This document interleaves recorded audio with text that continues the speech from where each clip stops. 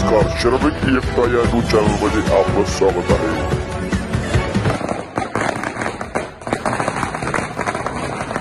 महाराष्ट्र राज्याचे सहकार मंत्री बाबासाहेब पाटील यांनी दिनांक 20 जानेवारी रोजी मुखेड येथील राष्ट्रवादी काँग्रेस पार्टी कार्यालयात सदिच्छा भेट दिली। यावेळी राष्ट्रवादी काँग्रेस पक्षाचे जिल्हाध्यक्ष धर्माधिकारी युवा नेते प्रवीण पाटील चिखलीकर, राष्ट्रवादी काँग्रेस पक्षाचे तालुका अध्यक्ष बाबुराव पाटील कदम बिलाळीकर, जिल्हा कार्याध्यक्ष संभाजी पाटील मुकनर, माजी जिल्हा परिषद सदस्य बळवंतराव पाटील, सुरेश पाटील पाळेकर, उद्योजक मनोज जाजू यांची प्रमुख उपस्थिती होती।